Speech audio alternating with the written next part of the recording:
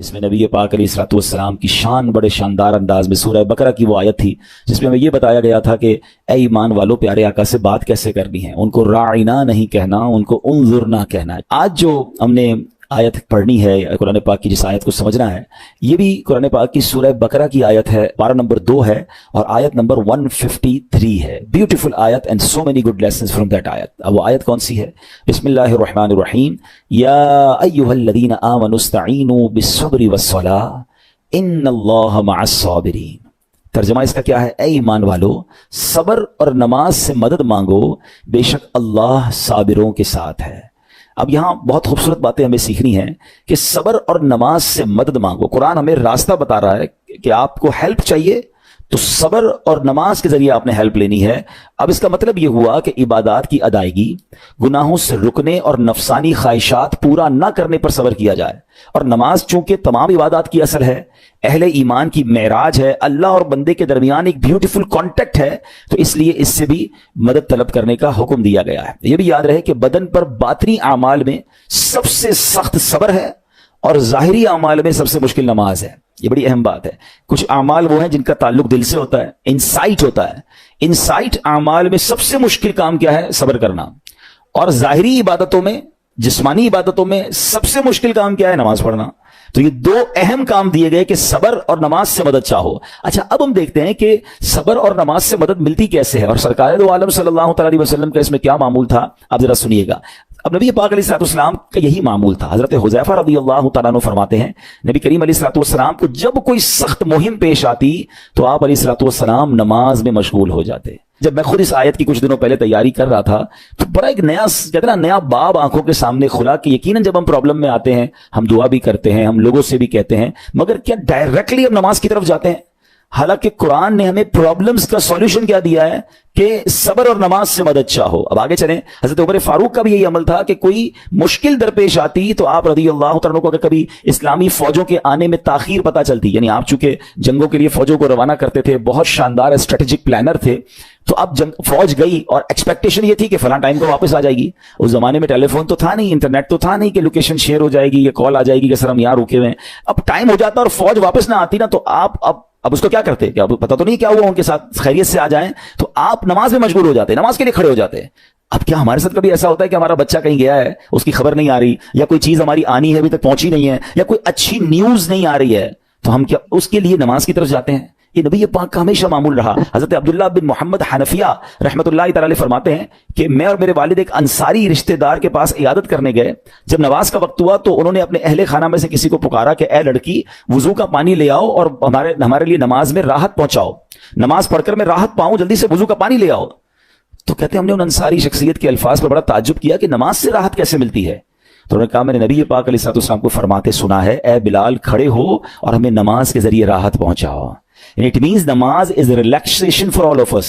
نماز is the way to solve your problem. آپ کو جب کوئی پرابلم آئے نا، آپ اللہ کی بارگاہ میں نماز کے لیے کھڑے ہو جائیں، مکروہ وقت نہیں ہے، آپ نوافل پڑھنا شروع کر دیں۔ آپ دیکھیں نماز ہیلپ کرے گی، آپ کی نماز سے آپ کے لیے راحتیں ہو جائیں گی۔ آپ کی حضرت عبد الرحمن بن عوف کتنے بڑے صحابی ہیں رضی اللہ تعالیٰ، یہ وہ صحابی ہیں کہ جو عشرۂ مبشرہ میں سے بھی ہیں، and he was billionaire on that time۔ سب سے امیر صحابہ میں جو نام آتے ہیں وہ حضرت عثمان غنی اور حضرت عبد الرحمن بن عوف رضی اللہ تعالیٰ کے نام آتے ہیں۔ آپ کا ایک بار بے ہوشی، غشی طاری ہوئی، ٹھیک ہے، انکانشیس ہو گئے آپ، تو آپ کی والدہ نے کیا کیا؟ آپ کی والدہ، لوگ سمجھے کہ آپ کی جان نکل گئی ہے، آپ کی والدہ مسجد کی طرف چل پڑی تاکہ وہاں جا کے نماز پڑھیں اور اس سے مدد حاصل کریں۔ جب حضرت عبد الرحمن بن عوف کو ہوش آیا نا تو لوگوں نے کہا کہ آپ کی طبیعت کیسی ہے؟ تو آپ نے کہا کیا مجھ پر غشی طاری ہو گئی تھی ہیں؟ تو کہا جی۔ تو کہتے ہیں بے شک میری بے ہوشی میں میرے پاس 2 فرشتے آئے اور کہنے لگے تم چلتے نہیں کہ ہم تمہیں خدا کی بارگاہ میں لے جائیں اور تمہارے بارے میں فیصلے لیے جائیں؟ دوسرے فرشتے نے کہا انہیں لوٹا دو، یہ ان افراد میں سے ہے جن کے لیے ان کی ماؤں کے پیٹ میں ہی سعادت مندی لکھ دی گئی تھی، اور ان قریب اللہ تعالیٰ ان کے ذریعے ان کی اولاد کو جب تک چاہے گا نفع دے گا۔ اس کے بعد آپ رضی اللہ تعالیٰ 1 مہینہ مزید زندہ رہے، اس کے بعد انتقال ہوا۔ تو پتہ چلا کہ آپ کی والدہ نے نماز پڑھی، اللہ سے مدد مانگی اور آپ کو اللہ نے ایک نئی زندگی عطا فرمائی۔ تو آپ اپنی زندگی میں اس پریکٹس کو آج اس آیت سے دیکھیں، ہم نے کرنا کیا ہے؟ ہم جب بیان میں آئیں تو صرف بیان نہیں سننا ہے، ہم نے اللہ نے مجھے کہا کیا ہے، ہم اس ٹاپک کو لے کے اسی لیے چل رہے ہیں نا کہ میرے رب نے ڈائریکٹلی مجھ سے کیا بات کی ہے۔ تو آج اس آیت میں یہ لیسن مل رہا ہے کہ جب کسی پرابلم میں ہیں، کلیمٹی میں ہیں، تو اللہ کی طرف جانا ہے اور نماز سے مدد چاہنی ہے۔ وَاسْتَعِينُوا بِالصَّبْرِ وَالصَّلَاةِ۔ اچھا اب آپ دیکھیں پیارے آقا کی نماز کی کیسی عادت تھی۔ بادل گرجتے تھے، آندھی چلتی تھی، ہے کسی بری خبر کی اطلاع آ رہی ہوتی تھی، نبی پاک نماز کی طرف چلے جاتے. اچھا مجھے بتائیں نماز استسقاء کیا ہے؟ بارش نہیں ہو رہی ہے، پیارے آقا نماز پڑھا رہے ہیں. سورج گہن ہو رہا ہے، نبی پاک نماز پڑھا رہے ہیں. چاند گہن ہو رہا ہے، پیارے آقا نماز کی طرف. یعنی کس قدر اللہ کی طرف رجوع ہے. And whenever anything bad happen یا گوئنگ ٹو بیڈ ہیپن، ہونے والی لگ رہی ہے، کچھ بڑا ہونے والا ہے. ہمیں بھی تو خبریں آ رہی ہوتی ہے نا کہ بھائی کل بہت شدید بارش ہوگی، نہ کرے کوئی اور بری خبر ایکسپیکٹیشن ہے، آپ کو کاروبار میں کوئی ایسی خبر آنے کا ڈر ہے، یا آپ کی کوئی شپمنٹ جاری ہے، واٹ ایور آپ چاہتے ہیں ہر چیز بہتر ہو جائے. قرآن نے فارمولا دیا نا، وَاسْتَعِينُوا بِالصَّبْرِ وَالصَّلَاةِ، اللہ نے ڈائریکٹلی مجھے اور آپ کو کہا ہے. تو from now on words make your practice کہ میں نے انشاءاللہ نماز سے مدد لینی ہے. اور آپ اپنی آنکھوں سے دیکھیں اور آپ اللہ سے عرض بھی کریں کہ اللہ تو نہیں قرآن میں کہا ہے مدد لے، میں نے کھڑا ہو گیا نماز کے لیے. تو نماز سے آپ نے مدد لینی ہے. اچھا اب اس کے بعد آیت کا جو سیکنڈ پارٹ ہے کہ صبر سے بھی مدد لینی ہے. اور آگے کیا فرمایا؟ ان اللہ مع الصابرین، اللہ صابروں کے ساتھ ہے. سبحان اللہ. اس کا مطلب یہ ہوا کہ اللہ تعالیٰ اپنے علم و قدرت کے ساتھ ویسے تو ہر کسی کے ساتھ ہے، لیکن یہاں صبر کرنے والوں کا خاص ذکر اس لیے ہوا تاکہ انہیں معلوم ہو جائے کہ اللہ تعالیٰ ان کی مشکلات کو دور فرما دے گا. مگر کرنا کیا ہے؟ صبر کرنا ہے. اچھا اب صبر کے بارے میں دو باتیں بڑی اہم ہیں کہ صبر نارملی ہم جب بھی صبر کے بارے میں سنتے ہیں تو صبر ہم کہتے ہیں یار تکلیف آئی ہے صبر کرو. یقیناً یہ بھی صبر ہے، مگر صبر کی ایک اور قسم بھی ہے جو اس سے بھی سپیریئر ہے، جو اس سے بھی افضل ہے. اور وہ کیا ہے؟ گناہ کے لیے دل چاہے، حرام کے لیے دل چاہے، نفسانی خواہشات برا کام کروانا چاہ رہی ہیں اور بندہ اس پر صبر کرے. یہ صبر جو ہے نا یہ شریعت کو اور محمود ہے اور بڑا افضل ہے کہ انسان کو جی چاہے کہ فلاں گناہ کرنا ہے مگر وہ اس پر صبر کرے. اور دوسرا صبر وہی ہے جو ہم جانتے ہیں کہ کوئی مصیبت آ جائے، کوئی آفت آ جائے، کوئی ہمارا اللہ نہ کرے کسی سے لڑائی ہو جائے، ہمیں کوئی برا بلا کہے، ہم اسے معاف کر دیں، صبر کریں. یا جسمانی تکلیف ہے، کاروبار میں پرابلم ہے، ہم اللہ کی رضا پر راضی رہیں. تو یہ دو قسم کے صبر ہیں. اور جب کوئی بندہ صبر کرتا ہے نا تو قرآن و حدیث اور بزرگان دین کے اقوال سے میں آپ اس کو اس کے 10 فائدے بتانا چاہتا ہوں. میں کہتا جاؤں گا، آپ اللہ کے ذکر کی نیت سے سبحان اللہ بھی کہتے رہیں، جنت میں درخت بھی لگاتے رہیں. ٹھیک ہے؟ اللہ تعالیٰ صبر کرنے والوں کے ساتھ ہے. صبر کرنے والے کو اس کے عمل سے اچھا اجر ملے گا، صبر کرنے والے کو بے حساب اجر ملے گا. صبر کرنے والوں کی جزا دیکھ کر قیامت کے لوگ حسرت کریں گے. صبر کرنے والے رب کریم کی طرف سے درود و ہدایت اور رحمت پاتے ہیں. صبر کرنے والے اللہ کو محبوب ہیں. صبر آدھا ایمان ہے. صبر جنت کے خزانوں میں سے ایک خزانہ ہے. صبر کرنے والے کی خطائیں مٹا دی جاتی ہیں اور صبر ہر بھلائی کی کنجی ہے. اب آتے ہیں ان دونوں صبر کو تھوڑا سا ڈیفائن کرتے ہیں. ایک نفسانی خواہشات، گناہ کا جی چاہتا ہے، کیونکہ نفس ہے نا وہ تو ہر وقت موج مستی چاہتا ہے، وہ تو ہر وقت چاہتا ہے جناب بس یہ بھی کام کر لوں وہ بھی کر لوں. اب مجھے یہ دیکھنا ہے کہ میرا یہ کام اللہ کو راضی کرے گا یا رب کو ناراض کر دے گا. لیکن جو نفسانی خواہشات پر صبر کرتا ہے نا، گناہ سے اپنے آپ کو بچاتا ہے. قرآن کیا کہتا ہے؟ وَأَمَّا مَنْ خَافَ مَقَامَ رَبِّهِ وَنَهَى النَّفْسَ عَنِ الْهَوَىٰ فَإِنَّ الْجَنَّةَ هِيَ الْمَأْوَىٰ. اور رہا وہ جو اپنے رب کے حضور کھڑے ہونے سے ڈرا اور نفس کو خواہش سے روکا تو بے شک جنت ہی اس کا ٹھکانہ ہے. دل چاہ رہا ہے، شیطان کہہ رہا ہے کر لے، کوئی دیکھنے والا نہیں ہے، علاقہ بھی چینج کر لیا، شہر بھی تبدیل ہو گیا، nobody here to watch you، مگر اللہ دیکھ رہا ہے. اچھا نارملی اگر غور کریں گناہ کرتے کیوں ہیں؟ جتنے بھی گناہ ہیں، what ever the list of گناہ اٹھائیے، کوئی شراب پیتا ہے، کوئی بدکاری کرتا ہے، معاذ اللہ، کوئی جوا کھیلتا ہے، کوئی جناب بے حیائی کرتا ہے، گندی چیزیں دیکھتا ہے یا جھوٹ بولتا ہے، واٹ ایور، ان تمام گناہوں میں تھوڑی سی لذت ہے، ٹیسٹ. ٹھیک ہے؟ غیبت میں بھی ٹیسٹ ہے، بلکہ کتابوں میں آیا کہ غیبت میں شراب سے بھی زیادہ مزہ ہے، جبھی تو بندہ چھوڑتا نہیں ہے. اچھا لیکن یہ تمام ٹیسٹ میں ایک بڑی اہم بات اب میں کہنے جا رہا ہوں. یہ بزرگ نے بڑی کمال کی ون لائنر ہمیں دے دیا ہے. وہ کہتے ہیں کبھی بھی لذت کے لیے گناہ مت کرنا، کیونکہ لذت ختم ہو جائے گی، گناہ کا جواب اور پنشمنٹ باقی رہ جائے گی. اب آپ اس فارمولے کو سامنے رکھیں کہ جب بھی ہم گناہ کرتے ہیں فیو منٹس یا فیو آورز کی ایک انجوائمنٹ ہے، آفٹر دیٹ انجوائمنٹ ختم، مگر اس کا جواب باقی ہے، عذاب باقی ہے، اللہ نہ کرے اللہ ناراض ہوا تو پنشمنٹ باقی ہے. تو کیا فرمایا؟ انجوائمنٹ کے لیے گناہ مت کرنا، انجوائمنٹ ختم ہو جائے گی، عذاب باقی رہ جائے گا. اور اگلا سینٹنس کتنا خوبصورت ہے، فرماتے ہیں کبھی بھی تکلیف کی وجہ سے نیکی مت چھوڑنا، تکلیف ختم ہو جائے گی، اجر باقی رہ جائے گا. اب مثال دیتا ہوں، اس کی 2-3 ایگزامپل سمجھیے. گناہ کی ایگزامپل تو آپ سمجھ گئے کہ کوئی بھی تھوڑی دیر کا گناہ کرتا ہے، لذت پاتا ہے، وہ گناہ ختم، عذاب باقی. اب نیکی میں کیا ہوتا ہے؟ فجر کے لیے اٹھنا، نیند آ رہی ہے، دل نہیں چاہ رہا، آپ اٹھے، آپ نے وضو کیا، فجر پڑھا، وہ اٹھنے کی تکلیف تو ختم ہو گئی نا، واپس سونا تو سو جائیے، مگر فجر کا اجر اور ثواب باقی رہ گیا ہے. رمضان کے روزے ڈیفیکلٹ ہیں لیکن افطار کے بعد تکلیف ختم ہو جاتی ہے، ہم کھاتے پیتے ہیں، موج کرتے ہیں، مگر ثواب باقی رہ جاتا ہے. کبھی کبھی آپ کو کوئی مسجد میں بلاتا ہے، یار چلو بھائی بیان ہو رہا ہے، اجتماع ہو رہا ہے، کوئی نیکی کی بات ہو رہی ہے، نہیں یار دل نہیں چاہ رہا، آپ آ گئے، آدھے 1 گھنٹہ بیٹھے پھر چلے گئے، وہ آپ کا جو ٹینشن تھا یا پریشر تھا وہ ختم ہو گیا، مگر ثواب باقی رہ گیا. تو اب اس فارمولے کو یاد رکھیے گا، جب بھی گناہ آپ کی طرف آئے نا، آپ سوچیں کتنی دیر کا فائدہ ہے، 1 घंटा दोस्तों के साथ बैठूंगा, बुरी बातें करूंगा, 2 घंटे फिल्म देखूंगा, 2 ढाई 3 घंटे, बस उसके बाद जवाब तो बाकी है ना, कयामत तक अल्लाह को जवाब देना पड़ेगा। नहीं यार, मुझे इंजॉयमेंट के लिए गुनाह नहीं करना है। और जब कोई नेकी का काम आ रहा, आपको लगे यार दिल नहीं चाह रहा, मजा नहीं आ रहा, बोरियत होगी, छोड़ना यार, तो बंदा सोचे कितनी देर की नेकी है, आधे घंटे की, 1 घंटे की, बस 2 घंटे की, और सवाब बाकी रह जाएगा। Let's do it. अगर ये बात समझ आ गई ना आपको, तो इंशाअल्लाह देखिएगा गुनाह से बचना और नेकियां करना आसान हो जाएगा। तो अब क्या फरमाया कुरान ने कि जिसने अपने नफ्स को रोका, क्या खूबसूरत आयत है, वअम्मा मन खाफ मकाम रब्बिही वनहन नफ्स अनिल हवा।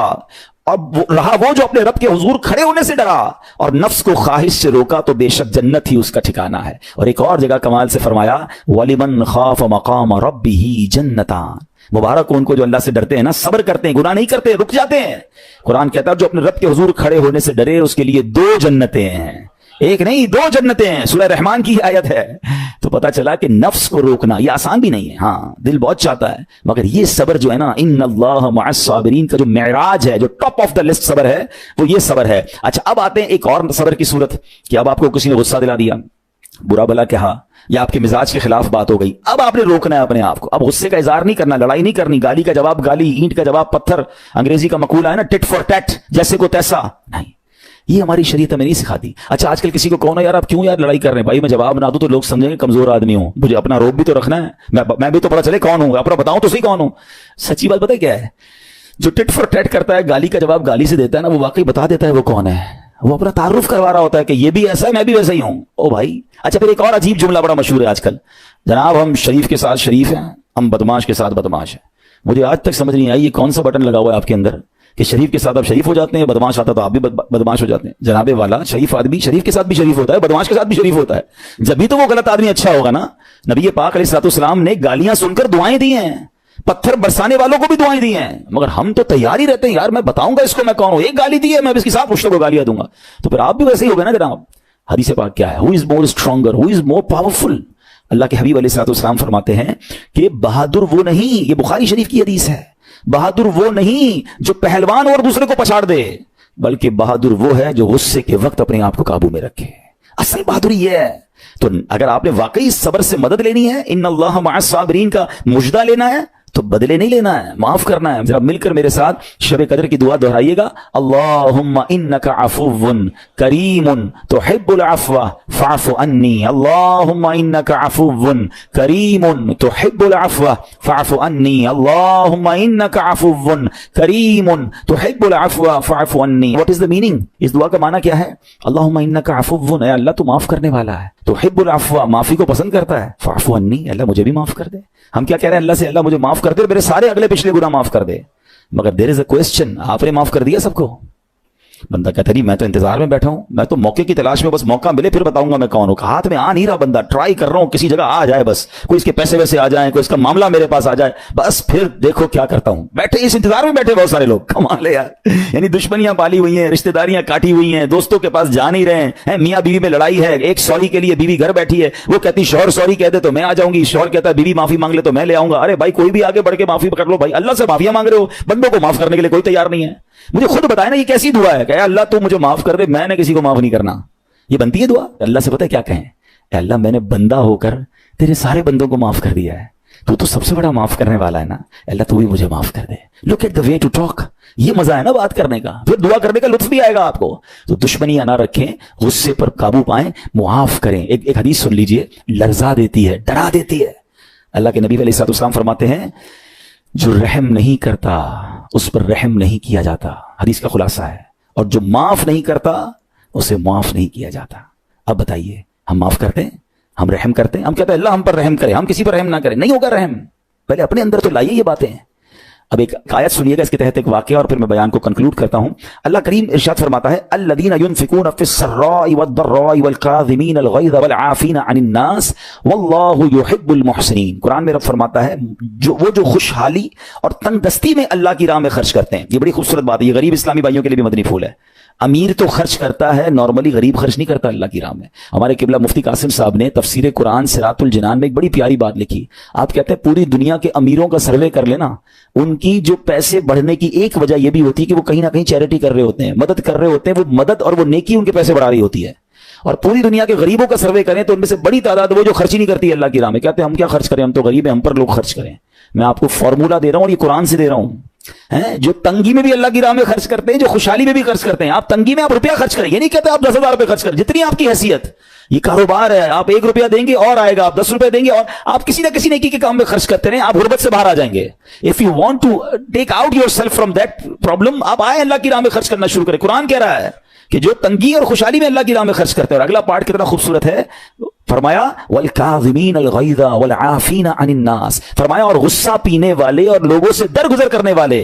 انعام کیا ہے, واللہ یحب المحسنین, اور اللہ نیک لوگوں سے محبت فرماتا ہے. اور پھر ہاں, زندگی میں کلیمٹیز, پرابلم, بیماریاں, مشکلیں, قرآن خود کہتا ہے کہ من قریب تمہیں آزمائیں گے. کبھی بیماری آئے گی, کبھی بھوک آئے گی, کبھی مال کم ہو جائیں گے, کبھی ڈسٹربنس آئے گی, خوف آ جائے گا. تو بی ریڈی فار دیٹ, صبر کرنا ہے, کیونکہ اللہ نے فرمایا وبشر الصابرین, صبر کرنے والوں کے لیے خوشخبری ہے. تو اللہ کرے کہ یہ بات ہمیں سمجھ آ جائے اور ہم اس آیت پر عمل کرنے والے بن جائیں تو زندگی بڑی آسان ہو جائے گی. یہاں ایک میں عقیدے کی بات بھی کلیریفائی کر دوں. کچھ لوگوں کو بعض اوقات کنفیوژن ہوتی ہے, یا لوگ کنفیوژن کریٹ کرتے ہیں. مجھے ایک بات بتائیے گا کہ اللہ کیا کہہ رہا ہے, وَاسْتَعِينُوا بِالصَّبْرِ وَالصَّلَاةِ, اے ایمان والو صبر سے اور نماز سے مدد چاہو. کیا صبر اور نماز خدا ہیں؟ بتائیے, نہیں ہے نا, اللہ تو نہیں ہے. ہم صبر اور نماز کی عبادت تو نہیں کرتے. تو جب قرآن کہہ رہا ہے کہ صبر اور نماز سے مدد مانگو, تو غیر اللہ سے مدد مانگنے کا درس تو ہمیں قرآن دے رہا ہے. تو اس کا مطلب یہ ہوا کہ اللہ کے سوا کسی چیز سے یا کسی شخصیت سے مدد لینے کا مقصد یہ نہیں ہوتا کہ ہم اس کی عبادت کر رہے ہیں. اگر آج کے دور میں کوئی اللہ کے نبی سے کہتا ہے کہ یا رسول اللہ انظر حالنا, یا بھر دو جولی میری یا رسول اللہ, تو یہاں کوئی شرک کی بات نہیں ہے, کیونکہ یہاں یہ نیت نہیں ہے کہ ہم ان کو خدا مان رہے ہیں, یا یہ بھی نیت نہیں ہے. ایک بات, ایک عقیدہ کلیئر کر دیتا ہوں. پوری دنیا میں عاشقان رسول کا یہی عقیدہ ہے کہ کوئی نبی, کوئی صحابی, کوئی ولی اپنی طرف سے کسی کو کچھ نہیں دے سکتا. وہ سب رب کے محتاج ہیں, اللہ کسی کا محتاج نہیں ہے. جو اللہ کا ہے وہ اس کا اپنا ہے. ہاں, اللہ نے اپنے مخصوص بندوں کو کچھ عطائیں کی ہوئی ہیں, کچھ پاورز دیے ہوئے ہیں, وہ اللہ کی عطا سے اگر کسی کو تقسیم کرتے ہیں تو اس میں کوئی پرابلم نہیں ہے. قرآن کہہ رہا ہے اے ایمان والو صبر اور نماز سے مدد چاہو. یہاں ایک اور بات سمجھنی ہے. دنیاوی طور پہ بھی کیا ہوتا ہے کہ آپ کسی باس ہوتا ہے, اپنے کسی مینیجر کو پاور آف اٹارنی دے دیتا ہے کہ یہ تمہارے پاس اس پراپرٹی کا پاور ہے, تمہارے پاس فلاں چیز کا پاور ہے. وہ اس پاور کے بہاف پر وہ کام کر دیتا ہے, مگر کوئی یہ نہیں کہتا کہ he is the owner. Actually he have attorney, he have power of attorney. بالکل ہمارا بھی عقیدہ یہ ہے کہ اللہ نے اپنے کچھ مخصوص بندوں کو, اپنے پیاروں کو کچھ اختیارات عطا فرمائے ہیں, اور جب وہ ان اختیارات پر عمل کرتے ہیں تو ایکچولی وہ اللہ ہی کی عطا ہے. ہاں, دنیا میں اگر کوئی یہ سمجھتا ہے کہ کوئی شخصیت یا کوئی بزرگ یا کوئی اللہ والے اپنی طرف سے دیتے ہیں, رب کا اس میں کوئی دخل نہیں, تو یہ شرک ہے, یہ بات درست نہیں ہے. ہمارا سب کا عقیدہ یہ ہے کہ جو کچھ دنیا میں اگر کسی ولی, نبی, صحابی کے پاس ہے وہ رب کا دیا ہوا ہے, رب کی عطا ہے, رب ان کو دیتا ہے.